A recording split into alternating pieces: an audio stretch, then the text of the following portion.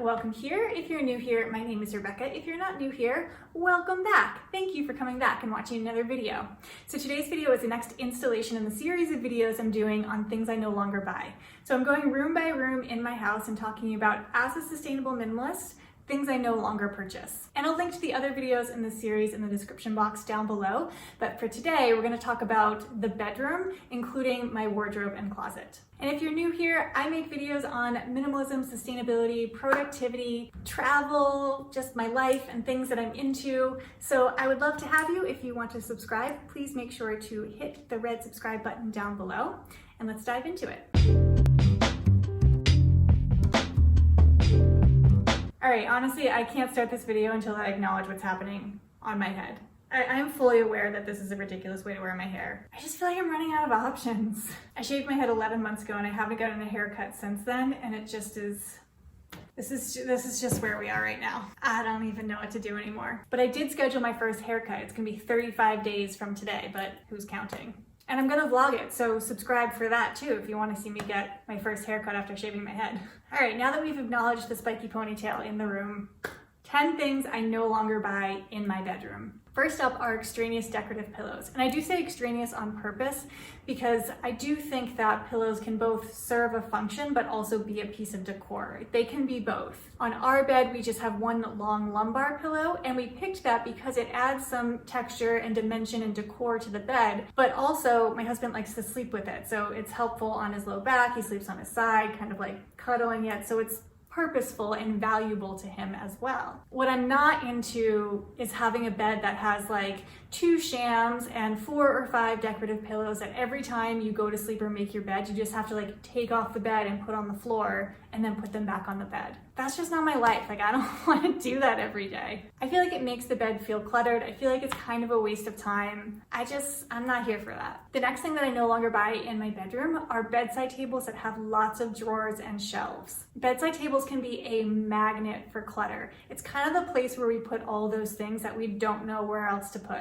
And I find if you have one of those bedside tables that's almost like a chest of drawers or like has 3 drawers and a shelf, you'll find things to put in those drawers. And this might not work for everybody. It works for us because our house is very small. Our bathroom is directly across the hallway from our bedroom, so we have easy access to everything. But for me, if you don't create that new space for clutter, you'll find homes for all those random miscellaneous things that you just end up shoving in your bedside table. The next thing I no longer buy are extra bed sheets. We have one set of bed sheets, and when they get dirty, we just take them off the bed, wash them and dry them, and then put them back on the bed. And part of this is just personal preference. We can do laundry often enough and fast enough that we don't really need to put a whole new set of sheets onto the bed. And I really just don't see the point in having like multiple sets of sheets. And the other piece of this is I also no longer buy sheets that are made from synthetic materials or non-organic cotton. The sheets we have are made from a blend of hemp and organic cotton. They have almost like a linen type feel to them. They're so soft and so comfortable. And I like them because they have a light footprint on the environment, but also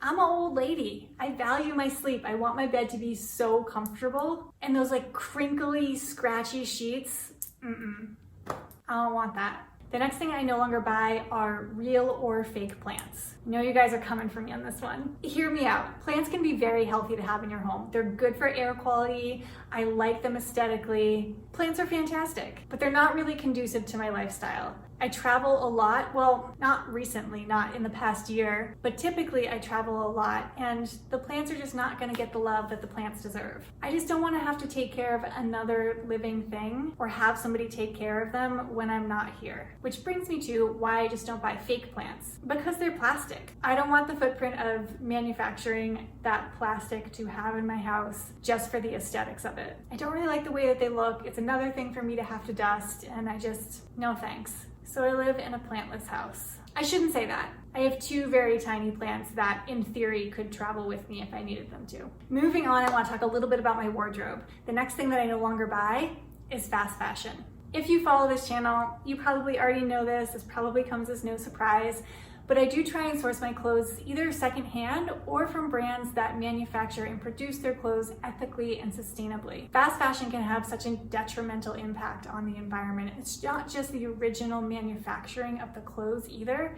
They come so cheap and there's so much produced that it gives the wearer permission to treat them as disposable. So when you consume fast fashion, you're more likely to consume more, and things will turn over more quickly because they wear out more quickly, and because we feel like we can because they were such a low price point. So instead, I try and find quality pieces that are going to last a long time and or things that are secondhand. Next thing I no longer buy are high heels. I just don't want to. I feel like I spent so much of my 20s like up in these real tall high heels that were not very comfortable, bearing the pain for the fashion of it. And it's just not worth it to me. I feel like you can still have a feminine, beautiful, dressy shoe even if it doesn't have a heel on it. I feel like I don't have any room in my wardrobe for things that don't make me feel good, either physically or mentally. So I have fully ditched the high heels. The next thing that I no longer buy are pieces of clothing for a single occasion. I'm talking about buying something new for a special event that you have coming up. My approach to a sustainable minimal wardrobe is to equip my wardrobe with enough versatility and enough classic staple pieces that I feel like I can dress up or dress down for any occasion that might come up. I no longer want to have to think about, oh, I have this wedding coming up, like gotta go out and go shopping, or I have a job interview coming up, like better go get some new outfits. I would rather source quality pieces that have enough versatility that I can wear them for any occasion that's coming up. Number 8 on the list is sort of related to the last one, but it's pieces of clothing that are outside my color palette. So for the most part, there are a couple exceptions, but for the most part, I do have a color palette for my wardrobe.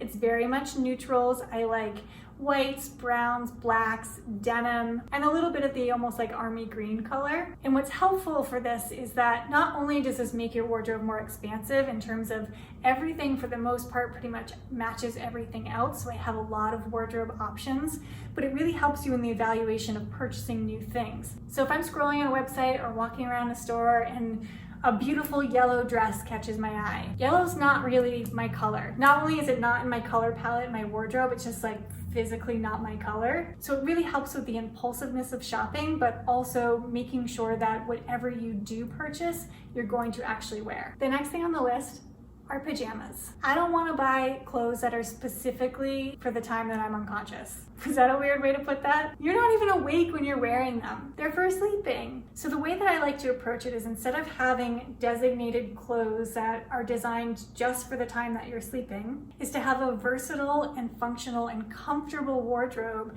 that has pieces in it that you feel very comfortable in. So for instance, I could pick out a top that I could throw a shirt like this over and wear it out into the world, or I could throw a hoodie over and bum around the house, or I could take the hoodie off and go to sleep in. So instead of having a designated shirt for sleeping, just finding a comfortable shirt that you feel like you can use in a lot of scenarios. All right, last on the list, number 10, the last thing that I no longer own in my bedroom are slippers. I'm a huge fan of going barefoot. I think it's healthy for your foot, for your posture, just for the functional movement of your body. And so when I take off my shoes at the end of the day, I don't want to put on other shoes. And a lot of slippers are designed like that. They're almost like a house shoe. I would 1,000,000% rather be barefoot, and if my feet get cold, put on a sock instead of putting on a shoe for your house. And I will caveat this by saying I live in a warm climate, so I know it's much easier for me to do this. I did used to have slippers when I lived in a colder climate just because the floors get so cold. So I do think that this might be a little easier if you live in a warm climate, but I encourage you to give it a try. Be barefoot, or try just a pair of socks and see if that does the trick. All right, that's it. Thank you so much for watching this video. Next up in this installment will be things I no longer buy in my bathroom. So if you're interested in that, please make sure to subscribe down below. It'll be coming up in the next couple weeks. Or maybe you just want to see me get my first haircut. That'll be fun too. Subscribe. Bye everyone. The next, bleh. That was so weird. What am I even saying? Okay. Can you even take me seriously? Chin thing. I need lip balm. The accent on the wrong syllable. Focus. You're doing a great job. Greatest job. Greatest job.